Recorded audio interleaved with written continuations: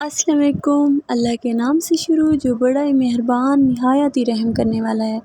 इसी प्यारी सी बात के साथ मैं उम्मीद करती हूँ मेरी यूट्यूब फैमिली बिल्कुल ठीक होगी और खुश होगी, और मेरी दुआ है कि आप लोग हमेशा खुश रहें, इसी तरह हंसते मुस्कुराते रहें अपने बच्चों के साथ। आमीन सुम्मा आमीन। तो वीडियो शुरू करने से पहले मैं आप लोगों से एक रिक्वेस्ट करना चाहूँगी कि मेरे चैनल को अगर अभी तक आप लोगों ने सब्सक्राइब नहीं किया तो फटाफट कर लीजिए और बेल आइकन को ज़रूर दबाया करें ताकि हर आने वाली न्यू वीडियो की अपडेट सबसे पहले आप लोगों तक ही पहुंच सके। इसी के साथ ही वीडियो स्टार्ट करते हैं। बिस्मिल्लाहिर्रहमानिर्रहीम। आज मैं लाई हूँ आटा गूंदने का तरीका, ख़ास तौर पर उन बच्चियों के लिए जो शुरू में आटा गूंदना सीख रही हैं। तो मेरी अम्मा ने भी मुझे इसी तरीके से सिखाया था और मैं बहुत जल्द सीख गई थी अल्हम्दुलिल्लाह। तो मैं चाहती हूँ कि आप लोग भी जो न्यू हैं अभी सीखना चाह रही हैं तो आप इंशाल्लाह बहुत जल्द इसी तरीके से सीख जाएंगी। तो इसमें हम दो चीज़ों का ऐड करेंगे और हमारी रोटी बहुत मज़े की बनती है और आटा भी आसानी से ही गूंदा जाता है। तो सबसे पहले हमने आटे को छान लिया था अच्छे से, उसके बाद ही मैंने इसमें ऐड किया तकरीबन 2 चम्मच थे घी के। ठीक है ना, आप देसी घी भी ऐड कर सकती हैं, आप कुकिंग ऑयल भी ऐड कर सकती हैं, आप डालडा भी यूज़ कर सकती हैं। और इसके साथ ही मैंने इसमें डाला है जो कि सब डालते हैं, नमक हस्बे ज़रूरत। ठीक है ना, बस इन दो चीज़ों से हमने आटा गूंदना है और आप फिर देखिए कमाल इस आटे का, बहुत ही मज़े की रोटी बनती है और आटा भी आसानी से ही गूंदा जाता है। इसके साथ ही आप साथ साथ थोड़ा थोड़ा पानी ऐड करती जाएंगी, ज़्यादा पानी ऐड नहीं करना एकदम से ही, तो आटा ना पतला हो जाएगा, फिर आप लोगों से ना कवर नहीं हो पाएगा। तो बस इसी तरीके से आप बनाती जाएंगी और उसको अपने हाथों की मदद से ना दबाती जाएंगी, तो इंशाल्लाह बहुत मज़े का आटा और रोटी भी बहुत मज़े की बनेगी। फिर मैं आप लोगों को इसी आटे से रोटी बनाने का भी तरीका सिखा दूँगी बिना बेलन के। साथ ही आप इसमें थोड़ा थोड़ा पानी ऐड करते जाइएगा, ज़्यादा पानी एकदम से नहीं डालना, आटा पतला हो जाएगा, ना ही इससे आपसे ये यहाँ पे कवर होगा, ना ही आपसे इसकी रोटी बन पाएगी। मैं यहाँ पे ना परात का ही यूज़ करती हूँ क्योंकि परात में ना अच्छे से आटा गूंदा जाता है और कोई भी काम हो ना यहाँ परात का, तो इसमें मैं करती हूँ, इसमें हर चीज़ परफेक्टली बन जाती है। तो बस आप देख सकते हैं हमारा आटा ऑलरेडी बन चुका है बिल्कुल। अगर आप यहाँ पे इसको रेस्ट देना चाहती हैं तो बीच में आप 6 से 7 मिनट दे सकती हैं और फिर दोबारा से यही स्टेप आप करेंगी तो आटा बहुत मज़े का गूंदा जाता है।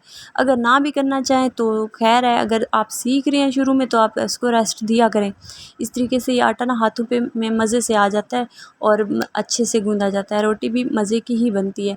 तो बस साथ साथ परात को आप साफ़ किया कर लिया करें, ये एक निशानी होती है एक साफ़ सुथरी सुघड़ औरत की। तो बस मैं आप कुछ टिप होती है ना देने की, तो मैं चाहती हूँ कि आपको मैं बताऊँ और आप लोग ना अच्छे से आटा गूंद सकें।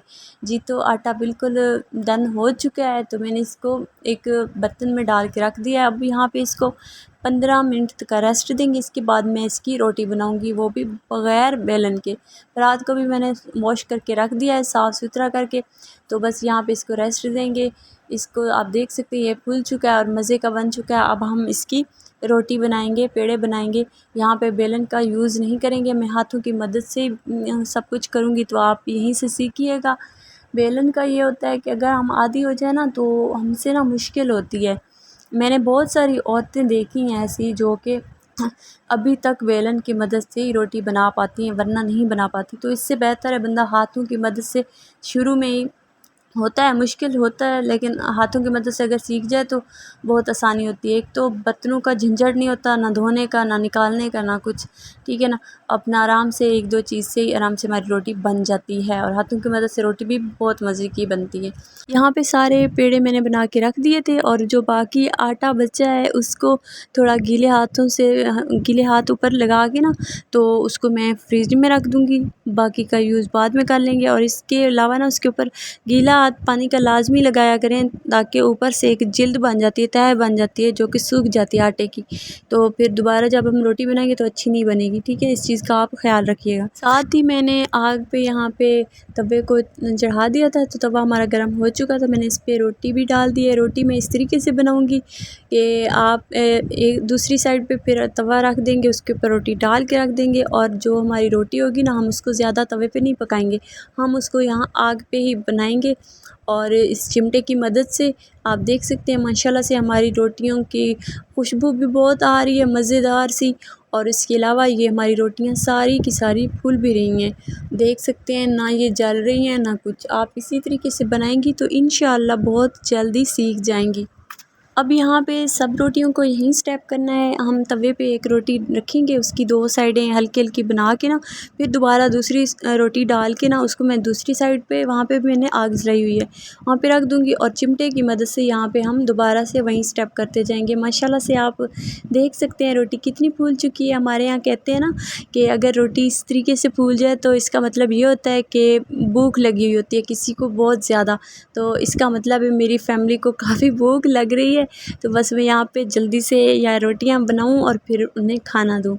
तो माशाल्लाह से खुशबू भी बहुत आ रही है रोटियों की। मुझे ये वीडियो ख़ास तौर पर उन्हीं बहनों के लिए है मेरी जो न्यू स्टार्ट कर रही हैं रोटी बनाना, आटा गूँदना, सालन बनाना। तो मेरी रेसिपीज़ इसी तरह आसान ही होती हैं, ज़्यादा मुश्किल भी नहीं होती और ज़्यादा उसमें ख़र्चा भी नहीं होता। जो घर की चीज़ें होती हैं ना मैं उन्हीं से ये बना के अपना एक्सपीरियंस आप लोगों से शेयर करती हूँ। तो बस मुझे दुआओं में आप लोग याद रखा करें और अल्लाह पाक सबको कामयाबियाँ दे, मुझे भी दे और आप सबको दे इंशाल्लाह आमीन। जी तो यहाँ पे हमारी रोटियाँ सारी की सारी डन हो चुकी हैं। तो इसके साथ ही एक गर्मा गर्म आप सर्व करें। जो भी आपके पास सालन बना हुआ है, मैंने बनाए थे चने, ठीक है ना, सुबह बनाए थे चने, तो उसी के साथ मैं अब सर्व करूँगी। इसकी वीडियो भी मैं बहुत जल्द आप लोगों से शेयर करूँगी इसकी रेसिपीज़। तो बस इसके साथ आप सर्व करें। दोपहर का बहुत मज़े के लगते हैं चने, सुबह के टाइम भी बहुत मज़े के लगते हैं।